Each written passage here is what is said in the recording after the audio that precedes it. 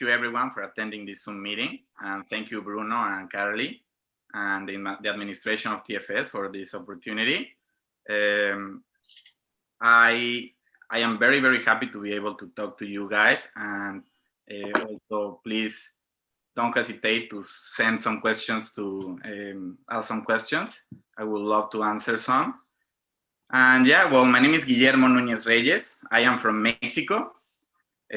Mom and dad both are Mexican, and I went to Canada the first time in 2013. I had the opportunity to go with a scholarship to a boarding school for swimming.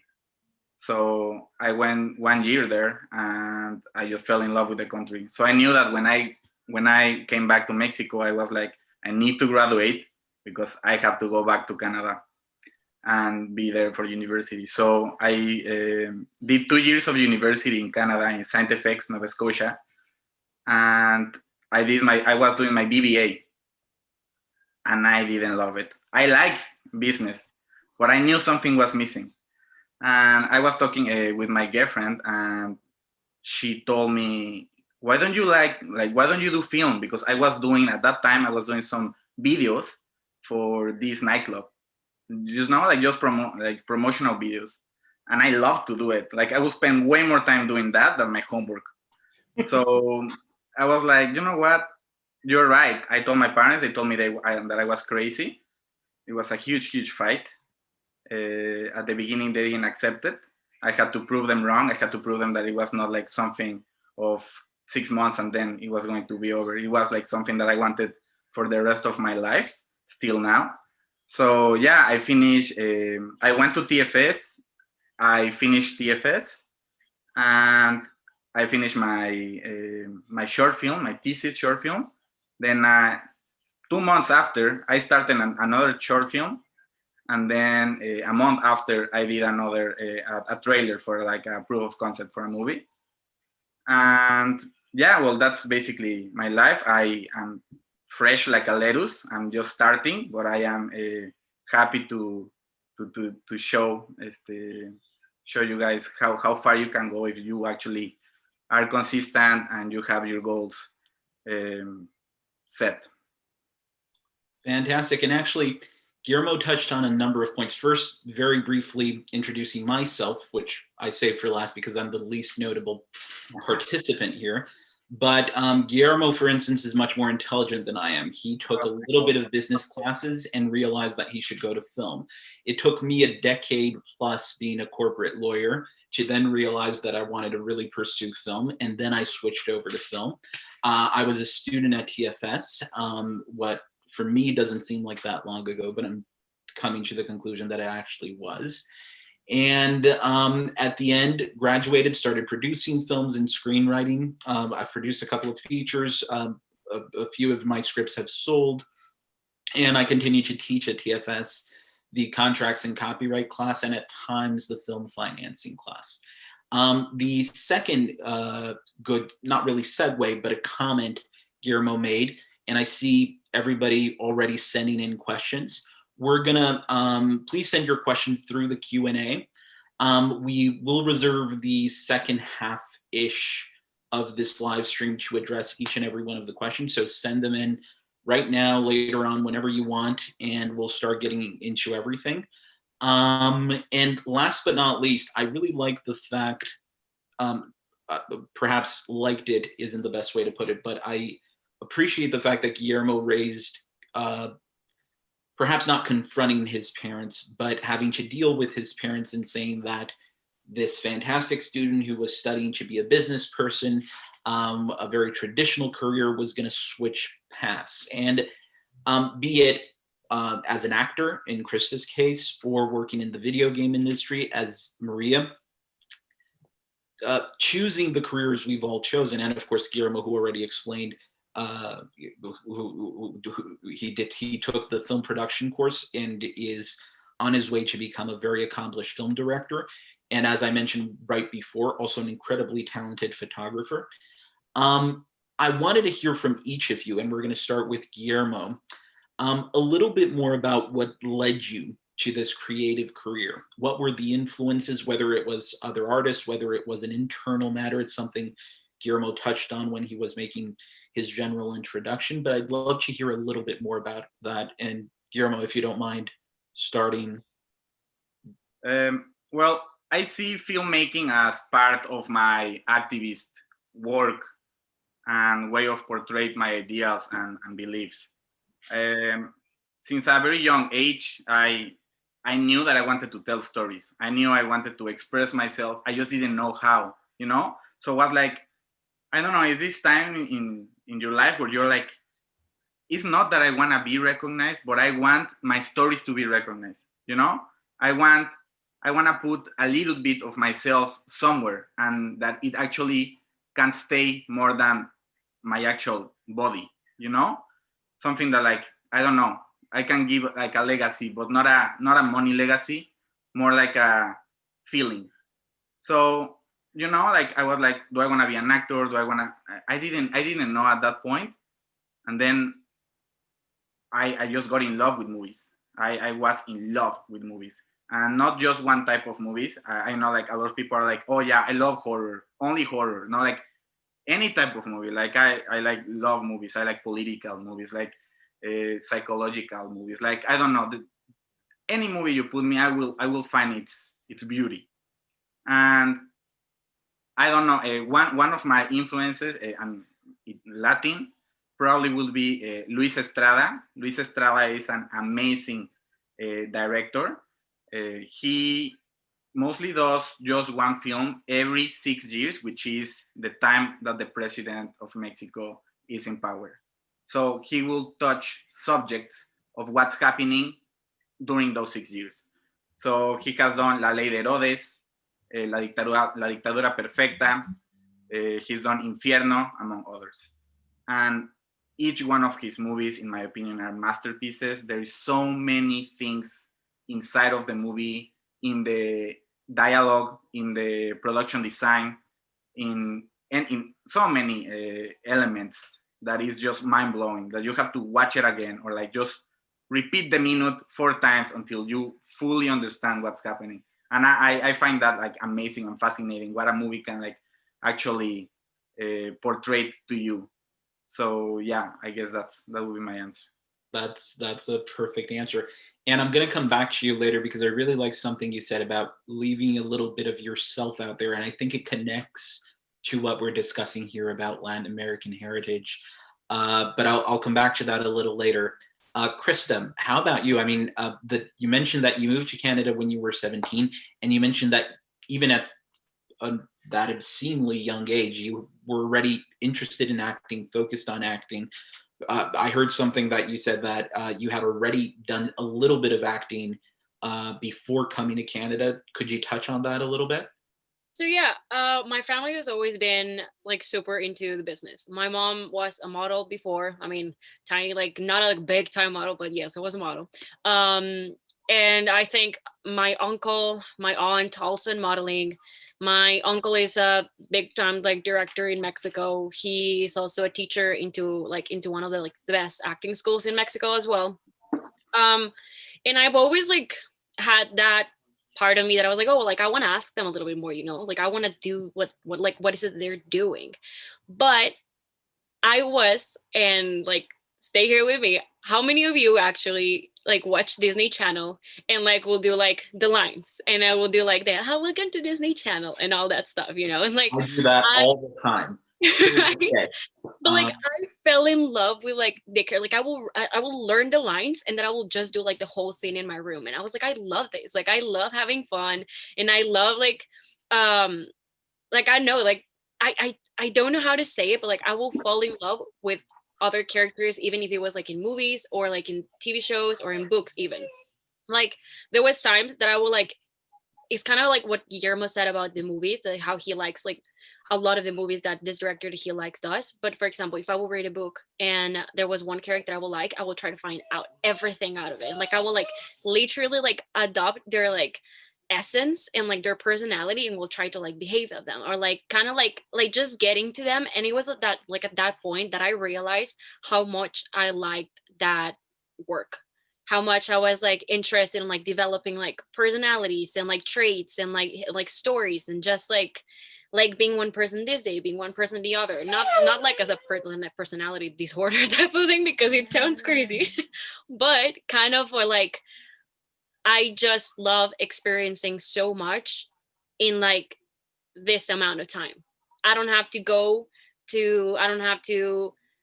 actually go through. I can legit just read about it. I can like put myself into this situation mentally and like just learn how to be more empathetic with situations, like seeing movies and seeing how characters like talk to each other, you know, or behave to each other. It's just something that I've always found very interesting.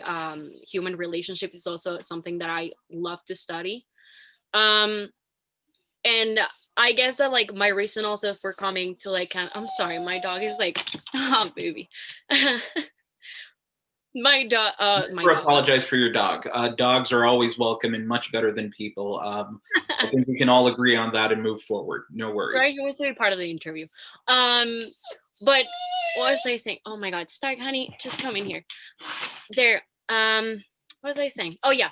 So the reason I wanted to form part of another like film industry that it was outside of Mexico is because one, I love English language. I love English movies. I love English shows, and also because I really really like the difference of like how actors have made such a big impact in like lives, in political issues, in like environmental issues, um, in like so many ways. And I feel like being part of another culture, being part of like somewhere else, it can catch like attention. It can like make people like interested. And then you have like so many people. Hi, baby. You have like so many people that are like so good in the industry, right? You have like Elsa Pataki, which she's from Spain and has been in like Fast and Furious, and right now she has like a fitness business. You have Salma Hayek, which I'm pretty sure that she's in France right now, right? And like I think she has something to do with fashion. You have oh my God, you have Sofia Vergara, you have like Antonio Banderas, you have Penelope Cruz, and all of them, you see how much of an impact they made on their people, on their cultures, on like people from their countries, and they've inspired me pretty much to like dream. Like, so that's the reason why, because, and I'm so sorry to interrupt you, but I think there's a link here that I wanted to make. You mentioned, you know, the fact that you have an infrastructure back home, that you have people in the industry, but that you chose at a very early age to come to Canada, and that's what you always wanted, whether it's because you were, you know, doing the voiceover for, you know, just mouthing the words to the Disney specials. Is that what you, is that the effect you wanted to have, to showcase the culture? Yeah.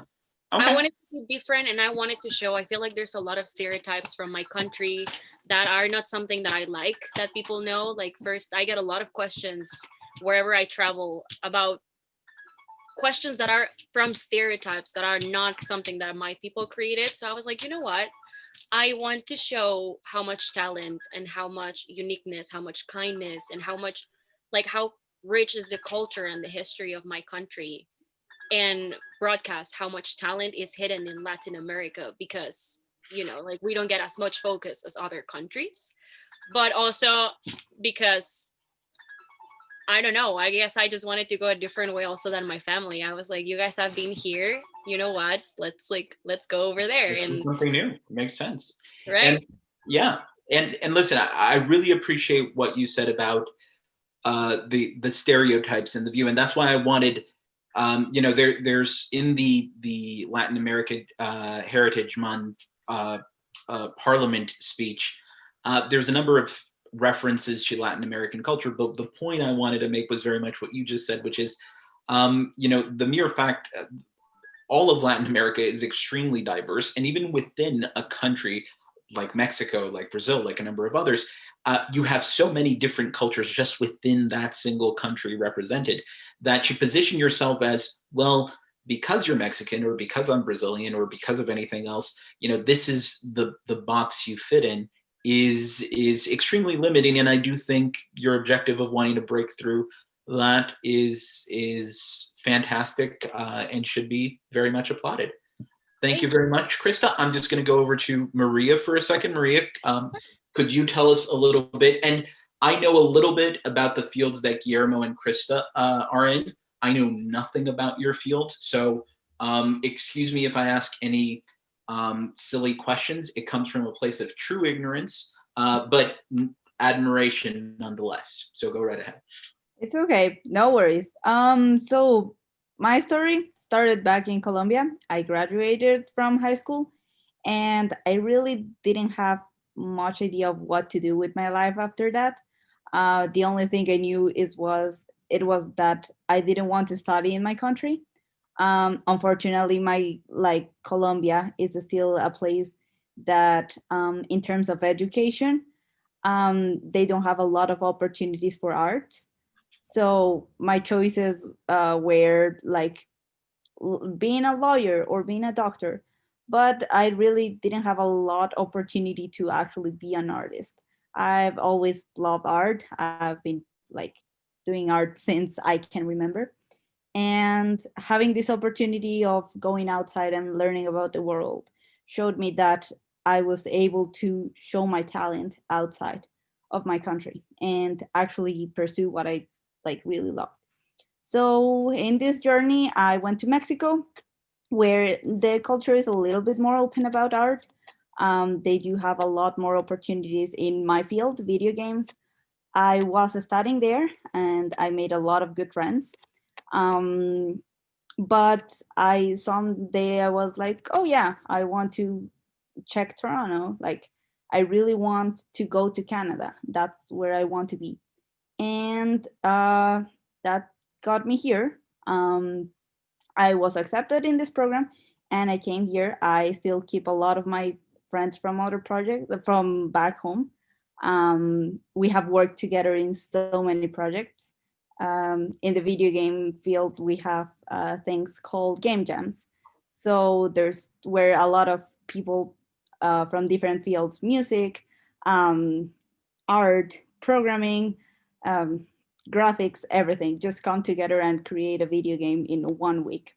So it's a pretty fun experience, and I've been able to actually call people from back home, like, "Hello, yes, I need help with this. Can you help me?" So they are like, "Yeah, sure. Just let's just figure out what we need, and let's put this up together."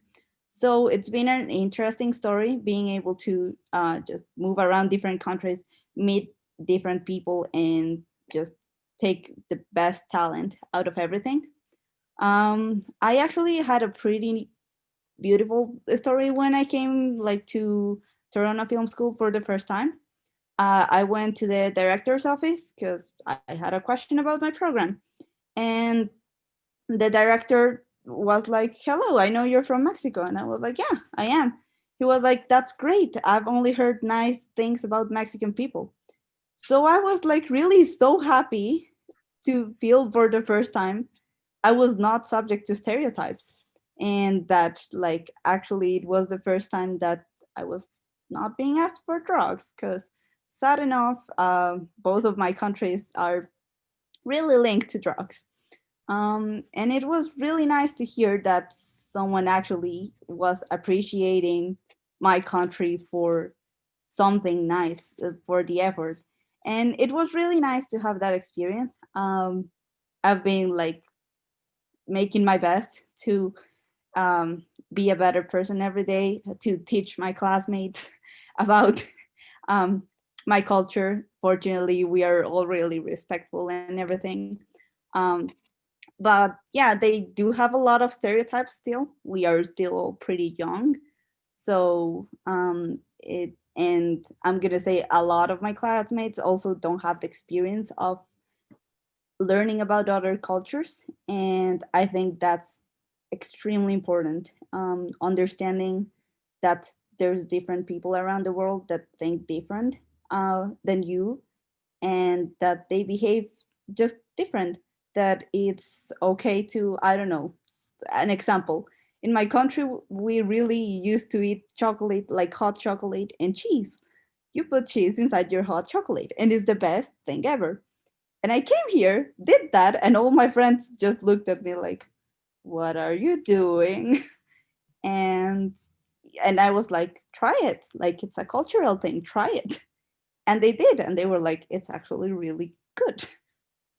so expanding their own mental barriers about cultures has been a great experience. Um, I've been able to show them a lot of things about my own culture and to make them understand there's a lot of things that we can learn from other people. And that has been great. Um, into the video games, about talking about inspiration. My great inspiration is Vander Caballero. Um, he's a creative director from a company in Montreal. He's actually from Colombia.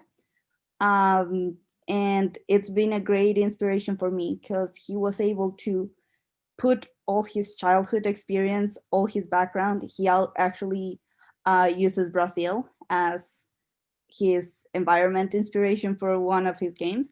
And it was actually pretty interesting how he portrays all his childhood, all his moments that were really hard in a really positive way to show the world um, how nice the world can be.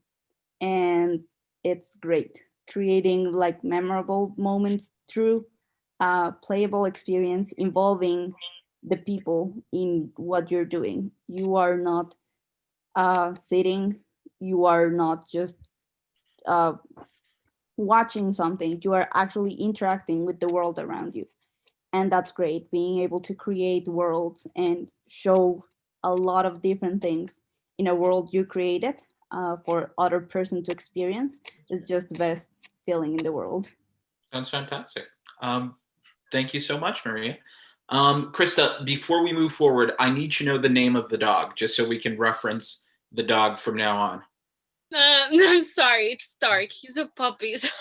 Don't worry. I can see from the list of participants that I have a few students that were my students already during the pandemic, and they are somewhat used to my English bulldog Baba Ganoush, strolling into the class. So it's an absolutely expected result for this whole type of thing. Don't worry about it. Okay. I did want to, and also Maria, when you mentioned how frustrating it would have been for you back home to have to choose a career like a lawyer, my heart died a little bit just because I took that very personally. It's a joke. Don't worry about it. But I did want to ask you guys one thing. There's different reasons and there's different benefits that were mentioned briefly. Krista talked about wanting to leave her native country to be able to imprint a different impression of her culture. Her dog clearly had a different opinion on the matter. Guillermo also touched a little bit on that, Marie as well. But I'd love to hear a little bit from each of you on whether it's helpful, on whether it's detrimental, being from a different culture in Canada, or honestly, anywhere in the world. The question I wrote down while you guys were talking was just, how does it help the artistic process, the innate difficulties of being in a different culture, if that's helpful or detrimental to the artistic process. And I'd love to hear a little bit from you guys. If anyone wants to jump in, Guillermo, you're leaning forward. If you want to jump in, I'd love to hear your thoughts. I believe that leaving your country, it's extremely, extremely powerful for your creativeness and for you to feel closer to your country. I left Mexico in 2016 to go to university, and I couldn't stop thinking about the food. I couldn't stop thinking about, I watched Mexican movies all the time, I didn't feel that connected to my country until I left. And it gives you a lot of patriotic feelings, like I remember I was telling a friend of mine, I was like, man, you have no idea, I feel more Mexican than ever being here. I'm like, man, you're freezing, like it's so cold there, the food is not as good. I'm like, man, you have no idea. And yeah, something that I would like to add on with Krista and Maria's conversation is that everyone comes for a different reason to the filmmaking, right? And or video games. But what we all have in common is that we all come from the independent community. and is where you could find the most reliable source of reality, touching subjects of untold stories or your own interpretation of your reality, right? Because there is also this different representation of Latino characters in the commercial films, for example, right? And you can see this, I don't know, like demeaning roles, which it's either the character has to be, and we all know them, it has to be either a narco or a drug addict or an inmate or a prostitute, you know, because that's what it sells. I have known a lot of Mexican actors that they are so sad because they need to leave very good roles because they have to let it go because they don't want to continue to represent this concept or stigma that we have about Latins, right? And not just Mexicans, Latins in general. Why can't Latins be doctors, for example, or engineers or scientists, lawyers? I don't know. That's why you know, Bruno, I did the short film Bad Hombre, and like my Latin boy, he was a scientist, you know, because there is also Mexican scientists and Latin scientists, believe it or not. So, and not only, I'm sorry to interrupt, but just oh yeah, go ahead. It not only are there Latin scientists, lawyers, doctors, and so on and so forth, but the Mexican economy, for instance, is one of the largest economies in the world. The Brazilian economy is one of the largest economies in the world. And you have that not just in Mexico and Brazil, but throughout Latin America. And you know, if you rank the universities in throughout Latin America, you will find some of the highest ranked universities in the world. So the doctor that graduated from the top university in Mexico is not only just as good, but also in the academic field, just as well regarded. It's just the as you mentioned, a part of show business that doesn't really know how to deal with that. We all have a dog named Taco, and you know, a friend who's a drug dealer. There is so many people that like they are so surprised when like I tell them that there is so many talented, you know, people in Mexico, in Latin America. Like the Latins invented the color TV. His name was Guillermo as well. Just saying. No, coincidence, perhaps. We'll leave it at that. Leave it like that. No, yeah, there is so many misconceptions. I have lived so many situations where like I get a different treatment just because I am Latin, and in some point, it's funny, of course. At some, I don't get offense anymore. At the beginning, 2016, oh my god, I was a ball of fire all the time, and then I understood that like it's not their fault, you know, it's the fault of what they see. You know, they see Mexico City and they just see this desert when like it's the second or third biggest city in the world. It's just ridiculous. So it is like, okay, it's not your fault. What can I do to make you understand? And not just in a conversation. Oh, maybe I can make a movie, you know, maybe I can make a story that explains you or shows you reality. The thing that the commercial TV you can see. And there is also, for example, the public television. And it's kind of in between, you know, between the commercial and independent. But I mean, you still see soap operas, telenovelas. We all any Latin that sees, they will definitely know what's a telenovela. And you see even inside of our own culture racism, you know, because it's what they see, and like Mexico is right next to United States, and the capitalism is to the highest of the highest, and that's what we consume. So even if it's a Mexican TV show, the main actors are gonna be white, and the maid is gonna be either brown or black, you know, in Latin American countries, or indigenous, you know. So that's another thing that we need to try to not just educate but portray this reality to everyone as much as we can. I think those are very important points. I remember recently watching the latest Terminator film, the one that focuses on Sarah Connor, and the film opens in a Latin American plant, and there's the workers in the plant, and for some reason, the boss at the plant, the manager or whatever you want to call it, spoke in English while everybody else in the plant spoke in Spanish. And my reaction watching these first few scenes was, listen, there's not a single major company in Mexico in which the you don't suddenly, when you get to the CEO status, choose an American. The top CEOs in Mexico and Brazil and all of Latin America are, as a rule, born and raised in Latin America, and they might have an international background. And the second thing is,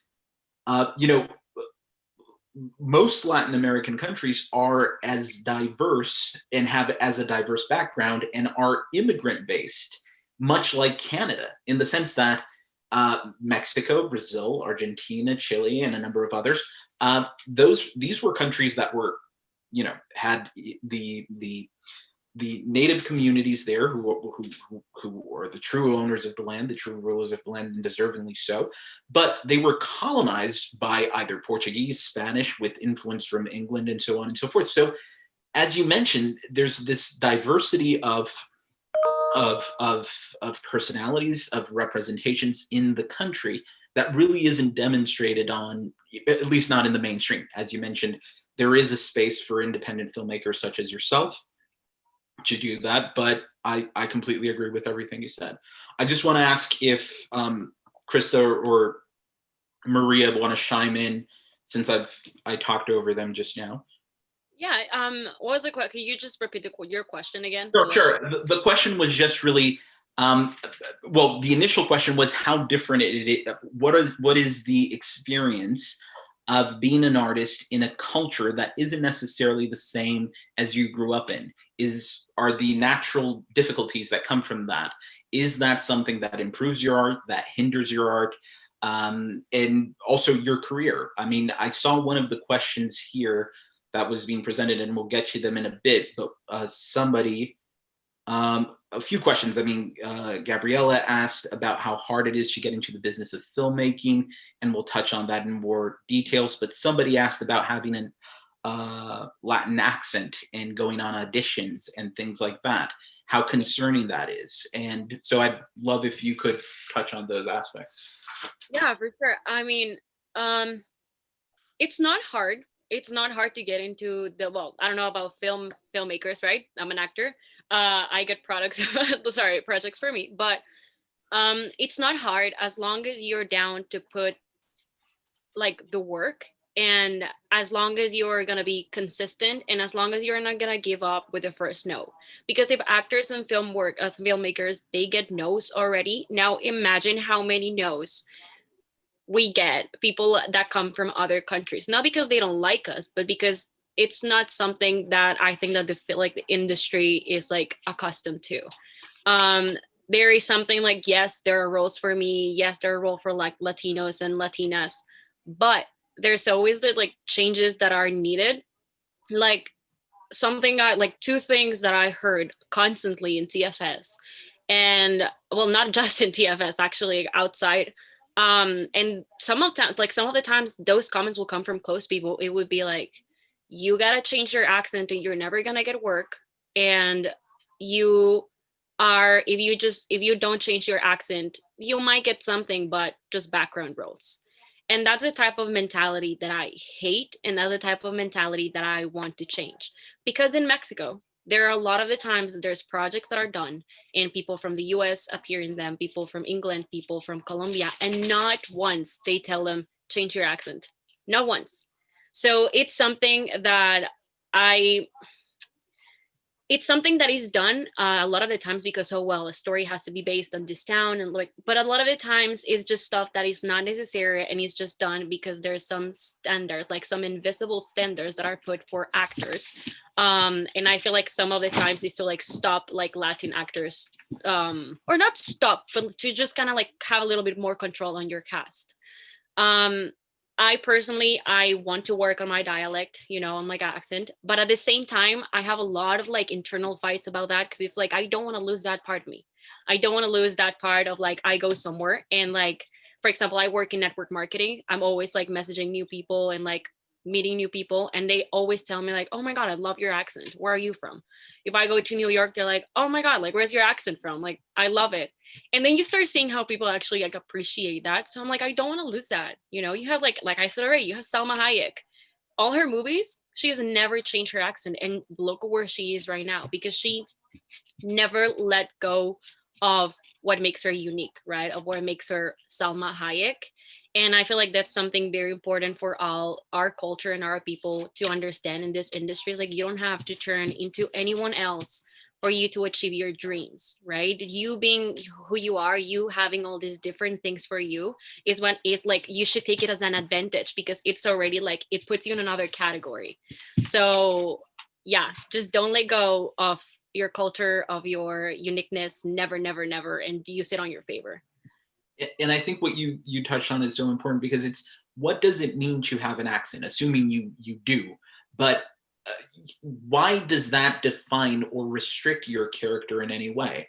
Why is it that, if you're playing anything from a cop to a lawyer to a doctor to a nuclear physicist or whatever, why can't that character speak with an accent? What is incompatible about that, when really there isn't an incompatibility? And I think you described that perfectly. Guillermo, I saw you raising your hand. Yeah, I fully agree with Krista in your accent. Oh my God, it's so important. If you have a very like strong accent like mine, do not change it. I used to be in a private American school in Mexico, and a lot of people will be like, "Why you speak like that?" I know, like, because I'm Mexican. I don't feel like I have to change my accent. I just have to say the words in English. Period. And at the beginning, it was hard for me to understand why. But then when I came to Canada, I understood it's such an advantage. It is true, Krista, you're so right. It is so true. It has opened me so many doors. The fact that your accent is unique or your accent is you, because at some point when you try to fake your accent, also you're faking your words out unconsciously, and you want to be who you are. So yeah, take note on that, guys, because that's very, very important, because that has so much to do with yourself and to find you. Okay, yeah, you can continue, Bruno. Perfectly put. I want to give Maria, because we're hogging the film portion here, and Maria, I'd love to hear any thoughts you have on any of the wide variety of things we discussed so far. Yeah, actually, that accent thing is something that it has been like a strong thing for me. Trying to overcome the English like barrier. I have never been good at English. I really can't figure myself in English. That's not my thing. And for example, right now, my friends, they already know if I'm too tired, I'm absolutely not able to figure out things in English. Um, so they just use translator for me or something, just um, because that's who I am, and it's okay, because Spanish is the way how I like live, how I've been living for my entire life, and like keeping my brain in Spanish is something that still keeps me linked to my culture. Even when I'm far from home, I'm from far from my family, but being able to continue using my language, and like there's a lot of things, for example, I'm not able to express in English because there's simply not words for that. Um, it's really important to be able to understand yourself in different languages. The accent is something that has been really hard for me because I'm that kind of human that people don't understand me. And I'm like, you know what? Try your best, because Right. I can't do any more about it. You'll make sign language if you need to. You'll get your message across. Absolutely. Exactly. Just let's keep trying. We're gonna get there eventually. Um, I think it's great to improve at English because obviously it's important, but keep my existence thinking in Spanish is my native language, is the way how I express the world, how I think about the world. And um, like, to be honest, I don't know if that happens to Krista and Guillermo. Um, the fact that sometimes like you don't really feel yourself when you don't have your language. Um, I think that's really important. It kind of happened to me when I like came here for the first time, I was actually not able to be myself because I was trying to make everything perfect, speak English perfectly. And then I realized I don't really need that. This is who I am. This is the best version of me. And I don't have to change that because that's who I am and I'm really proud of it. Um, so, yeah, really important lesson there. Absolutely, and you're very proud, as you should be. I since we're hitting the 7:50 mark and time flies, I just want to go quickly through the questions and see if we've addressed at least the main ones. Alexander is saying, hello, everyone. Is there any post-grad courses in film industry? Several. If you're looking, it depends really what you want to do in the film industry. But if we're talking about filmmaking, there are several postgraduate courses you can attend here in Toronto. If you're looking for a more specific activity, such as NFB and others that can, and even the unions. I mean, we have a number of former students at TFS that went into technical positions. There's one incredibly talented former student, Romanesh Enozo, who is gaffing on huge shows. He just gaffed on Jason Momoa's show, on Mrs. America starring Cate Blanchett, and a number of others. And that went through training with the union, and including, of course, what he learned at TFS, work experience, and then courses in the union. So you really have to look at what you want to do at the end of the day. Do you know where I can start to volunteer to get experience? The NFB is a great place to work. If we're looking at volunteering on sets, there are always sets looking for volunteers. I mean, I should say, obviously, during the pandemic, that has changed. But in normal times, you wouldn't have difficulty finding sets that want a PA working for free, and you try to get into the industry that way. Guillermo, sorry, I was powering through. Go right ahead. Yeah, for that question as well, something that worked a lot for me is that, I don't know in which term you are, but go now and start now. A lot of professors tell you you should try to get involved in sets, even though you're in school. A lot of students I know, they didn't took that seriously until I started getting a lot of gigs in third term, and they saw that it happens. So I would really, really recommend to go on Facebook. There is a lot of groups where you can go and you can see what they need and volunteer. Try to get experience, because that's way more important. Oh my God, you go to 2 sets and then you will pass all of your courses that have to do with handy stuff in TFS. It's so educational. So go to sets through groups, and when you are in that group, work as hard as you can. Show your value, and get your networking started, get your contacts started, because maybe that person has, and it happened to me so many times where, like, I met someone that had a gig and couldn't go, so they passed me the gig.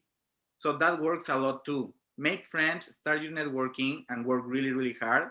Even though they're not gonna pay you, you are gonna get paid so much more, and it's not monetary, and it's incredible because you start seeing the results really, really quick. I completely agree with what Guillermo said, and I wanted to add one thing. It's important to get your foot in the door, and because we're in a field that you have a lot of people that either aren't reliable or aren't hardworking, when you find somebody who checks those 2 boxes, who is professional on set, who knows how to deal with the workload and so on and so forth, you want that person with you. You want them on your projects. And even if, for instance, Guillermo got a job, gripping or whatever, and assuming he didn't want to be a grip, but seeing him on set once and just knowing that that person is responsible, is professional, is reliable, you automatically say, well, what do you want to do? Because and this isn't the case of Guillermo, but this fictional person might not have the technical expertise. But if they have the drive and if they have the dedication, you want them on your set. And that works in several different areas within the film industry. When I started going on projects, I wanted to get involved more on the creative side. And initially, because of my background, I was, hired on several sets, but more on the executive side, more on the legal side, more on the business side.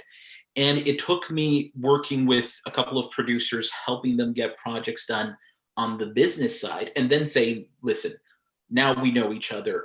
Screenwriting and the creative side is what I want to get involved with. Will you take a look at my material? But first, having gone through the process of showing, listen, I'm not unreasonable, I'm reliable, I'm here to work hard in whatever field it is. And that creates an opening. So just echoing what Guillermo said before, get in there, work, prove your worth, even if it's not in the exact position or in the exact subfield of what you want to do.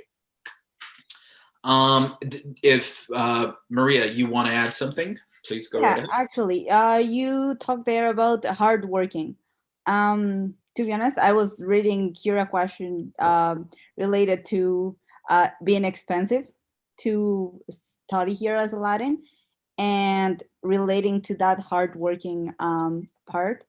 I do understand that point of being really expensive. To be honest, is really hard. I don't know for you to if it was also like at that of a struggle, the money aspect, but like I think we understand how much we are risking here. We understand that there's a lot of things we are putting into this career, and the fact that we are hardworking people. Our like Latin background, we always work hard for what we want, and if we want something, if we really really really want something, we're gonna get it. So it's just being hardworking, getting the opportunities you can, talking to people, being nice to people, and you are always gonna, even if it's expensive, even if you are making a lot of sacrifices for what you love, it's completely worth it, and you're gonna get at the end of this as a successful person. I couldn't agree more. Immigrants get the job done, and Latin immigrants in particular, and I say that with pride. I'm going to go through the other questions we have. I think this worked out great. So Krista, Guillermo, Maria, feel free to jump in. And I saw you guys very politely raising your hands. If at any moment I don't see you because I have 3 windows open, just yell out, Bruno, shut up, and I'll shut up and you'll be able to answer the question. So we'll handle it that way. Summarizing a few of the questions here, Ala is asking about getting into the graphic design field. And I think your best bet is reaching out to the admissions advisors at TFS regarding that field, because I don't think the individuals here are, and I include myself in that group, are the ones who are best equipped to answer that specific question you have.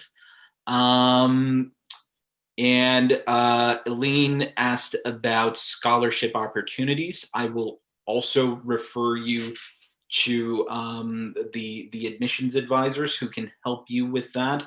Now, I can't say whether there is the specific opportunity for scholarship. I do know there may be work opportunities in different ways that you can try to monetize your experience and generate some income to deal with the expenses of attending TFS or even moving to Canada. Okay, next we have Patricio,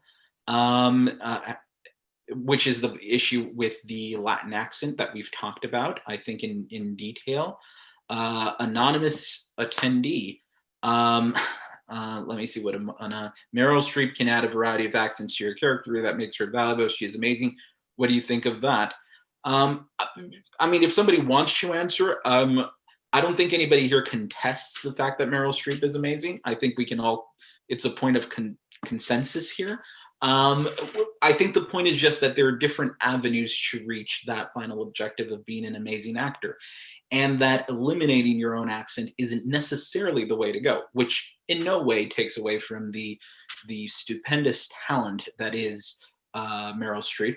and I will fight anyone who says otherwise. But Krista, I don't know if you want to add anything to that. And yeah, when I saw a question, it actually like made me laugh because I do think that too. Because it's like I said, it's an internal fight, right? It's like, oh, but should I? Oh, but should I not? Well, I think that the more you learn, the better. The more you can expand your resume, the better, of course, right? You can learn British, Southern, German, whatever, Cambodian accent, whatever you want. You can like it's an amazing thing to do for you, for yourself, for your resume, and for your career. But that's exactly what like you, Bruno, were saying, which is like, um, you can have that, but that doesn't mean that you have to adopt that accent the whole time. You don't see Meryl Streep talking like she was British the whole time, right? 'Cause she knows who she is. She likes who she is. That's the only thing. That's like own who you are and then use all your skills in your favor. Only what I want to say. I think that's a perfect answer, Krista. Kevin, how about Latino set? Then Kevin goes on to say, chew term, where can I find Latino actors?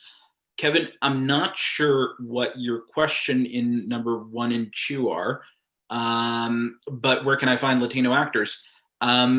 First, Guillermo wants to jump in here, so go right ahead. If you want to find Latino actors or any actor per se, you can go to Mandy. I'm pretty sure Krista also knows that app. It's called mandy.com, MANDY, and you can find so many. And if you're going to pay them or not, doesn't matter. You can put your post there and they will contact you. And Kevin, what I'll say is also, and Guillermo is absolutely right, Mandy is a huge platform to finding actors, but if you also want to look into, I don't know if you're a TFS student, but if you are, reach out to people like Melly, who I'm sure is somewhat involved here. I've seen a message from her, and other people that represent the both alumni and current students from TFS. And they can perhaps help you find these actors within the TFS community, although what Guillermo talked about is absolutely correct and is certainly something you should look into. Eddie, how about Latino set? Latino sets in terms of crew, getting your crew, the whole crew being Latino, I'm assuming that's somewhat the question. It's about finding these individuals. I don't think, ethnicity or country of, Guillermo, you want to jump in? Sure. I mean, I want to guess that this person is from TFS or is in Toronto, but I guess this also can like apply to any part of the world. If you don't know a crew that is Latino, you can search for a Latino producer. I know that there is some in TFS that are still studying, and you can go with that person. There is a lot of boys and girls that are really want to be producers and have a big network of people, and they can help you out finding a full Latino set. I think that's great advice. And if I also think reaching out and trying to build those connections is important. Create your own network. The definition of who is Latino, who is Latinx, I should say, is a complicated one, and it's one that the community itself sometimes might struggle with defining. So have those discussions, create your own network, and develop the work from there. Eddie is working behind the lens better. I think it's much better, but it has something to do with me not having any acting talent whatsoever. That is partially why I think it's better to be behind the lens. But perhaps Guillermo or Krista and Maria, just because you're in another field, I'm going to politely exclude you, but if you want to jump in, that's also fine. Guillermo and Krista, do you have any opinion of working behind or in front of the camera? I think that doesn't matter where you work, if it's in front or behind the lens. It's always very good to know both sides, because as a director, as a producer, as a whatever you choose you want to be, if you want to give feedback to your actors, then you're going to know what to say. You're going to know how to teach them, and you're going to know what is it they're doing. You're going to be able to work with that, right? And if you are, for example, an actor that is producing their own thing, or you kind of like, if you know like behind the lens, I think that you can also learn techniques of like how to cheat like the angles of the camera. You can like learn also how to work. You can also start your own project. So it's, I think it's very important to get a little bit of both, as much as you can. I fully agree with Krista. But I do have to agree to disagree that it's so different, in my opinion. Like, I don't like to be in the lens. Like, it's not that I don't love it or I love it. It's just, it's weird. Like, for example, having a camera right now, it's different, you know, because I'm very used to be behind the camera, giving the action or giving the direction, being in all the process of pre-production, production, post-production, which is a big job, but you'd never see yourself. You know, like, there is these amazing movies where you will never, or you won't even think about knowing who is the director, but they will always know who's the actor, right? And sometimes they say, "Oh my God, it's because this person is amazing making movies," but it's also all the crew behind that you don't see, right? Who is actually making the magic, no? But yeah, fully. And on that aspect, before the time ends, I don't know how much time we have. I just want to say that us as independent filmmakers, actors, we have the responsibility to show what we feel. We are not commercial. We are not winning millions of dollars making our shorts, making our movies. We are making it because we love it. So I do believe that we have to showcase and our talent and showcase what we do believe about life. Don't, please try not to get so mainstream and do what commercial things do only to sell. Do what you believe in your heart that is going to make a change, and more like Latin Americans. Fantastic answers all around. Kelsey wants to be an actress very bad, and how can you help me? Kelsey, I'm gonna, although I am not an actor in any way, shape, or form, I am involved in hiring actors and working with actors. So I'm gonna walk out on a limb here and say, there's certainly training, but there's a lot of it which is learning to be a professional actor. There's the craft of acting that there are much better people to tell you about. And there's the unexplainable element of talent, which I'm sure you have, but that's not something I can also teach. What I can say from the side of the producer, the person who's hiring it, is that there is a professional approach to it. Knowing how a film set works, knowing how to hit your mark, knowing certain aspects of how, lighting and cameras work, knowing your lines, really working on your script, and that even from a writer's perspective. You participate in table reads, and the table reads I've participated with great actors that already come having made choices about their characters, having insight into what they want to do. Sometimes it's not the choice that you as the writer or producer expect or want, or that the director wants, but it shows that they've done the work, and all that leads to you being a better actor, a good actor, a hireable actor, and a desirable actor. Desirable in the sense of desirable for the set, for the position. But I don't know if Krista has anything to add. And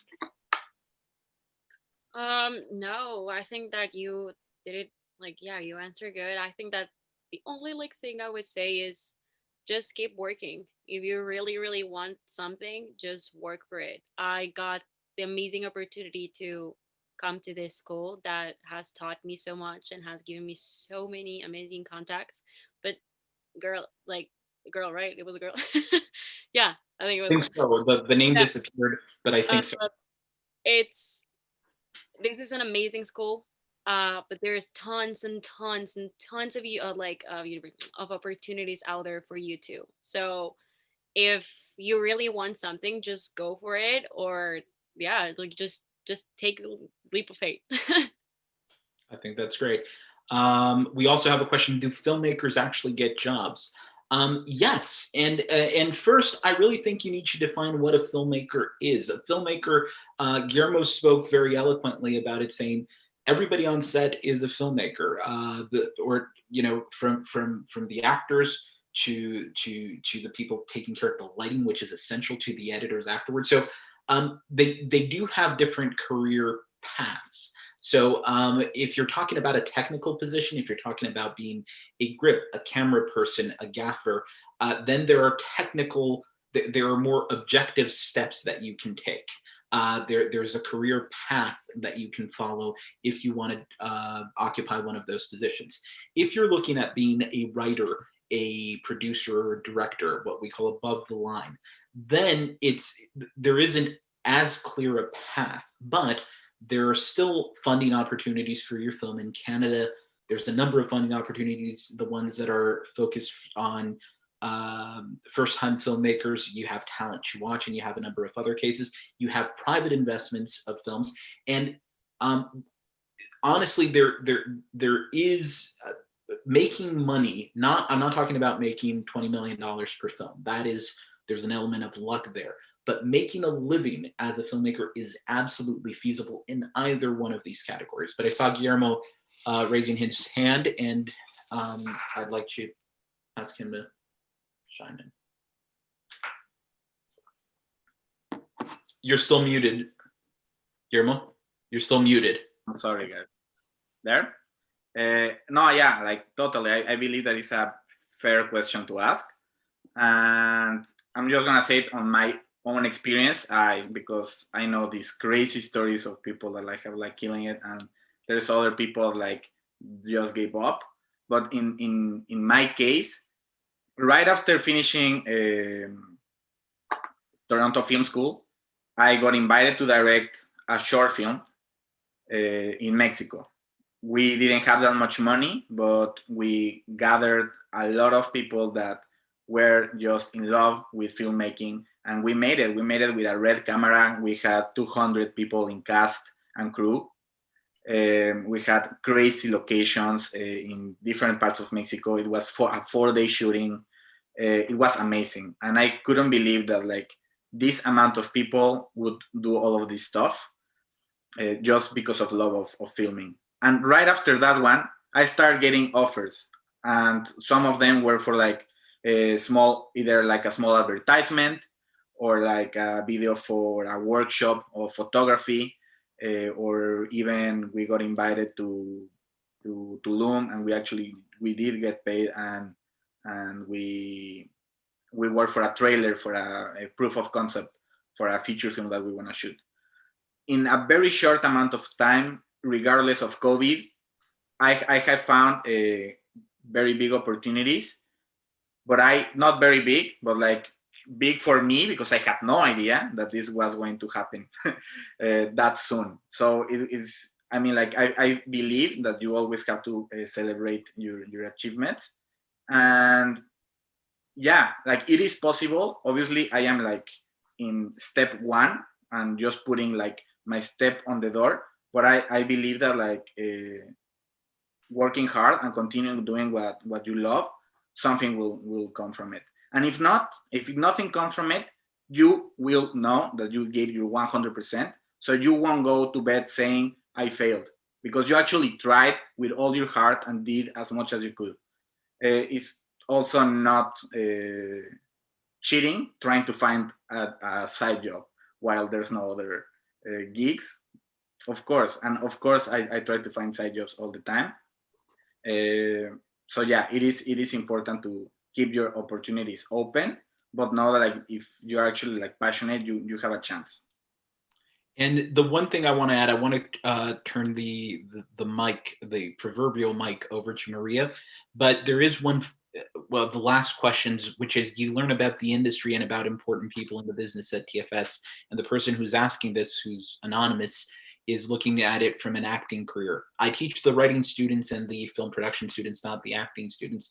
But one thing I always say is this is a job. It's a fantastic job. It's a magical job, but it's a job like anything else, which means you need to get to know the industry. For those of you who want to be actors, filmmakers, directors, producers, reading the trades, getting to know the production companies that are out there, getting to know what films are being made, understanding the business is essential if you want to make a living out of this. So just wanted to answer that question because it was connected. But Maria, please, we've been monopolizing the conversation about boring film. So please enlighten us about video game industry. Oh, film is amazing. Actually, I like agree completely with the fact that there's jobs out there. Like the jobs are there.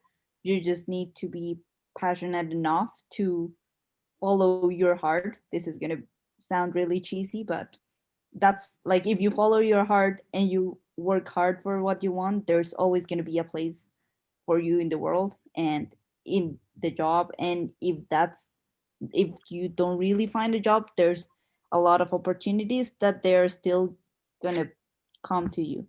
Cause that's I don't know. The world is a weird place and that's how it works. So I would say thinking about getting a job is not the way to go. Thinking about being happy with what you do is actually the way you like to go. Um, so yeah, that's my place to this conversation. And also on the video game, now that we are um, monopolizing the conversation towards film, actually there's a lot of video games like in the video game engine that is being used now in film production, and it's great. Like the fact that we can merge all of these industries together is just a huge step, and making like creation of worlds that you didn't even imagine could exist is just great. Being able to improve that much in technology is just great. I'm in love with, actually, I'm really in love with the new way of creating film with like game engines, and it's great. Yeah. You are muted. I just realized I was muted. So a few of the other questions, and we're going to wrap up soon, guys, but I do want to just address the questions. How do you see the film industry for filmmakers, actors, and technicians in the current situation? How can we innovate for event industries, filming or acting where it requires a big team on set? Honestly, I mean, there are protocols in place. I'm currently shooting a project that's a bigger project. It's not a huge project, but it's in the $5 to $6 million range in Northern Ontario. And it's a challenge because you have the union requirements. SAG-AFTRA in the US has very strict rules. For instance, everybody who's in what we call Zone A, which would be the actors and a number of others that can't use PPE, need to be tested every 3 days. You need everybody on set tested at least once a week. You need to create zones. It's not easy, and it is an impediment, I would say, particularly for the mid-range projects. But I think we're finding new ways to work around it. I know the camera teams I've been talking to have found new ways to work. You restructure the project. You create contingency plans for if your director gets sick, if your star gets sick. The whole planning of a film shoot, which used to be, you consider how you're going to allocate your resources. Now, when you're planning, when you're scheduling your shoot, you're taking into consideration what if somebody gets COVID. So if that person's coming in on day one, we're trying to get all their scenes right over there and not leave a key scene for the end of the film. So it's changed completely, but we're trying to find solutions for it. Guillermo wants to chime in and absolutely should. Another thing that I would say is like, yeah, obviously during this COVID situation, it's a little bit more difficult to shoot, but that doesn't mean that you can't do anything. You can, and this is what like a group of friends and I were doing. We are trying to work as much as possible in pre-production for future projects when the things come to normality again, or the new normal. And you can work in post-production in other projects that you have on. So don't just like watch Netflix. I know I love watching Netflix, but don't watch Netflix all the time. And try to work on future projects, and try to work as much as you can in the pre-production and post-production, which is a lot. And for doing a short that could take you, a good one that you love, or for your thesis of TFS, you can start working on it, and you should start working. If you're in term 1, start working on it. I promise you, even if you start in term 1, because I did, when you get to the final line, you will feel that you missed time. So yeah, good luck with that, and work on that right now. You can, or go to Mexico. Everything is open for shooting. I'll let Guillermo, take full authority for that last comment. Al is asking, I'm from Mexico and entering Toronto Film School, but since the pandemic, it's all online. My father is giving me a hard time to start online. He only wants on-campus schools. What should I do, or how can I convince him? Get him online. We'll talk to him right now. We'll work things out, and we'll figure it out. All joking aside, I think first, the classes are going on. It is a different environment, but I'm still teaching my classes, and you find new ways to take advantage of that. And I also would say, you're to Guillermo's point, you're getting the project started. Your inertia is the problem. In a creative industry, if you're not creating, you're waiting. Particularly if you want a position of a director, a writer, an actor, you need to keep moving forward. You need to keep developing your projects. So what I would say is, and I don't know your father, I don't know your personal circumstances, but being able to start pushing your career ahead is important. So I would say, if you can start earlier, we're not sure how long the pandemic is gonna, I certainly don't, how long the pandemic is gonna persist, and it's important to get the ball rolling. That being said, we're all dealing with our own issues, and I'm sure you and your father will take all those elements into consideration. Diane K, which is better, stage or film acting, or easier for that matter? Krista, I have a feeling this one's for you. So I felt it too. Both are incredibly important. You learn so much on it's like imagine you're from a country, of course, right? Because everyone's from one country, but you travel around, you learn so much. Same thing with stage and film. In film, you learn so much about timing, about being more subtle, about being more working also with the camera, working also with the lights that you're provided, but in stage, you'll learn how to be an actor. You'll learn how to do everything with purpose in the moment, to improvise if you need. You learn. Oh my God, that's how I started. I started with musicals, and that's what gave me my passion. Now it's yes, this is for me. So if you can, go for both, learn from both, and have a cool resume on both. That's it. Fantastic. Carly, okay, I can just, I just got a message here. Skip this. How can I, Kelsey, how can I get to learn that? I'm not sure what that question is, so I'm going to skip it for now. Diane K, and this is Mitchell, by the way. Cool. Do you learn about the industry and about important people in the business? We've addressed this question. Valerie, a question for each of you. I know my journey after film school has been one small step after another, and I'm curious to know what your next goals or next steps are, if you're willing to share. Yeah. Guillermo, Krista, and Maria, whoever wants to go first. Sure, who wants to go first? Go ahead.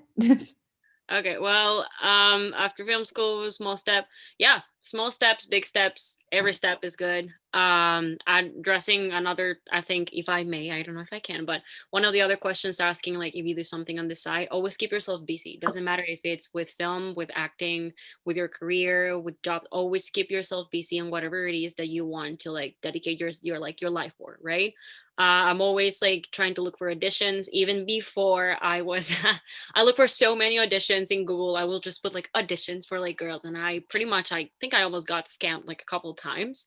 But I was always looking for things, and right now is the same thing, with or without COVID. Don't use anything as an excuse. Just go for it, and I think everyone has their own timing, so don't compare yourself. And I think my next goal is to just keep looking for projects, keep looking for agents, keep looking for networking, and that's it. This is how this career like works, I think. You go, Guillermo or Maria. Sure. Okay, go ahead, Maria. I can go. Go ahead. Yeah, on my side, I'm still studying. I still have 2 more terms to go, but I'm exactly what Krista said about like continue improving every day. Right now, I've been called for 3 different projects. I'm still a student, and I'm really surprised about that because it's great to be able to have all this like experience at this point. And exactly, small steps at the time. You can't expect just reaching the top before you even experience the bottom. You need to learn. You need to improve in what you do in order to actually get to the point you want to be. um, Small steps. Some of my projects. I'm working on my graduation project. That is great. I'll send a link to everyone um, whenever the showcase is. And I've been also working with actually some projects back in my country. I have a project in Mexico and a project in Colombia, um, and it's shown me that it's like people actually need um, a lot of all these artistic careers that we don't even think about in our daily existence. And uh, I really can't talk that much about like the specific projects, but I know they are going to be great for helping others to improve in what they are doing, and that's what has me really excited, because now is not only me improving what I do, but it's also like the world learning something, the world actually improving and actually being better. So it's really great projects, and I'm really happy about them. Fantastic. Guillermo. Uh, well, right now, as I told you guys, I did a trailer for a proof of concept for a feature film.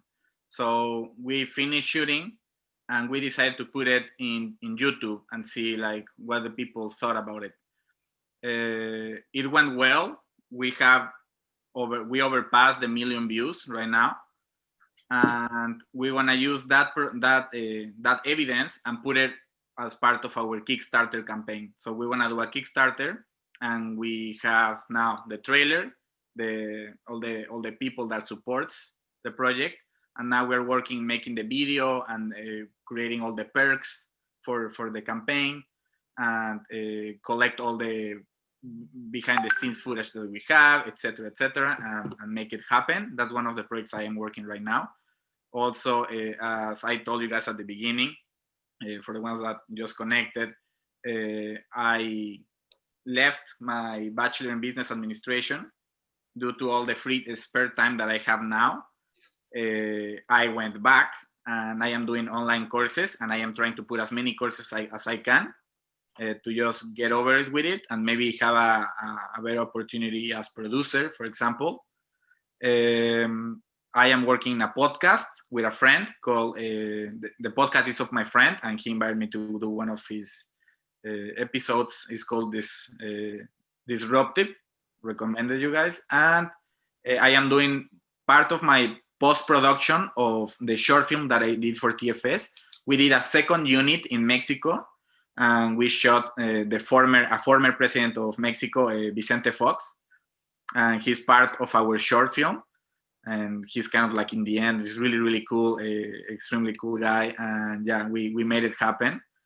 And I'm also working for the post-production of La Selva Azul, which is the second short film I did after finishing TFS, which is it's about the LGBT community and human trafficking in Mexico. So that's what I'm doing right now. Fantastic. Thank you very much. I do, Valerie, who asked this question, was a fantastic student, and Ashton, who had asked another question here that I can't seem to find, also a phenomenal former student of mine. Before I go on with the questions, I do want to just, because I think this connects to Valerie's question, do you guys want to share your Instagram handles? Do you want to share your Twitter handles? Do you want to share something of how people can keep in touch with you? And this is not mandatory at all. This is just if you'd like. Krista, you seem to nod. If you want to relay your Instagram handle or your whatever, however people should reach out to you, feel free to do so. Yeah, Sure. like right now. I write it down. Sorry? We write it down, or we just? You know what? We'll post it on the comments of the Facebook no problem. You can of the link, and we'll do it that way so people can get in touch with you guys. And also, you can look them up on social media. You'll find each and every one of them, but we will post that information. Aline, Bruno, it's a question for me. If I'm not mistaken, you mentioned being a screenwriter as well as a professor. Can you speak a bit more about opportunities for Latins in screenwriting? That's correct. I was a corporate lawyer for some time, moved over to film, went to TFS, and my initial opportunities were more in the business side, and things worked out really well, but I ended up doing a lot of not what I did as a lawyer, and I'm extremely proud of some of the projects that came out of that phase, but I wanted to get more involved in the creative field. And I have. I mean, one of my scripts was recently optioned by a huge production company for a TV series. 2 other feature film scripts were sold, and it's been great. The opportunities for Latins in screenwriting. I feel very strongly in sort of the same way, but from a different perspective. I am Bruno Lyra, and I happen to be Latin American, and I'm very proud of being Latin American, and I'm very proud of having been born where I was, but I don't want to be a Latin American screenwriter. And I don't say that diminishing the importance of being a Latin American screenwriter, but that's not how I define myself. I one of the scripts is very much about a Latin American story. The others are not. And I don't foresee this being a trademark in my career. So about opportunities for Latin American screenwritings. And I think your question, by the way, Aline, is a fantastic question. And I'm not diminishing the question in any way, shape, or form, but I think it's about opportunities for screenwriters. And I think to that extent, bringing a diverse point of view, bringing a unique point of view, things we discuss here in this panel of having a different culture and how that translates to the audience. What Guillermo talked about, bringing a unique perspective that is different. Krista talked about the clash of cultures. All that I think is very important, and I think being Latinx contributes to that. But other than that, I don't see myself as being a spokesperson for Latinx in screenwriting, because I see myself as a screenwriter who is proudly Latinx, but that does not define my screenwriting. So hopefully that answered your question. Krista, or any of you, but it seems to be more directed towards Krista.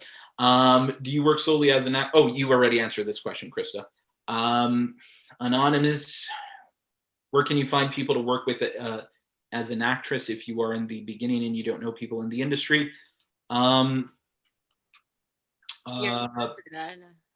Sorry? Guillermo answered that way before. Yeah, I think that's sort of been answered.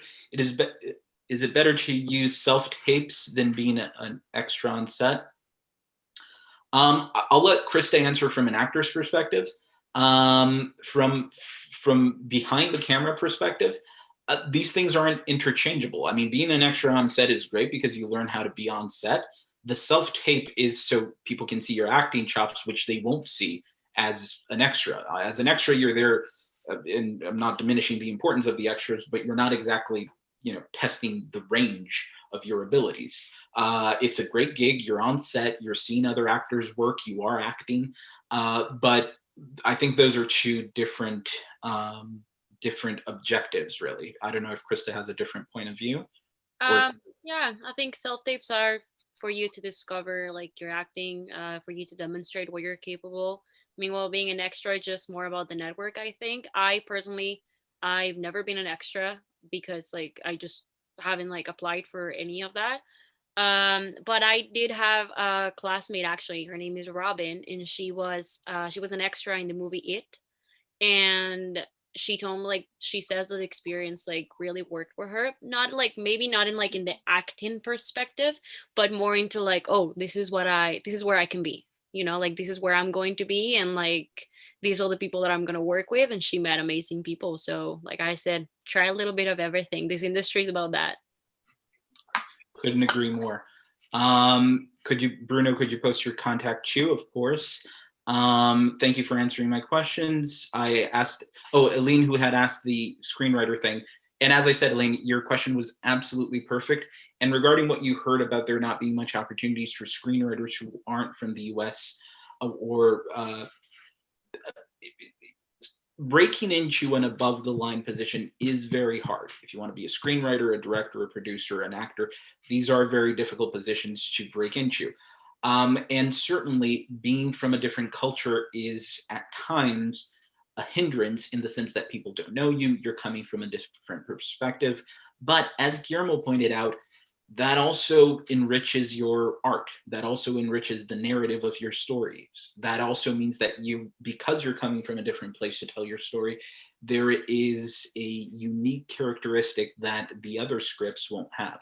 So I would say it's a challenge, but not an impediment to your progression in the career. But I'd love to hear if my co-panelists have any other points to make. If not, what I'm going to say is I'm going to thank Guillermo, Kristen, Maria for having been excellent, absolutely astonishing panelists, having shared their experiences here. I'm going to once again thank Toronto Film School for organizing this event. I think it's extremely important, and I applaud TFS for its efforts. I want to thank the technical team behind this.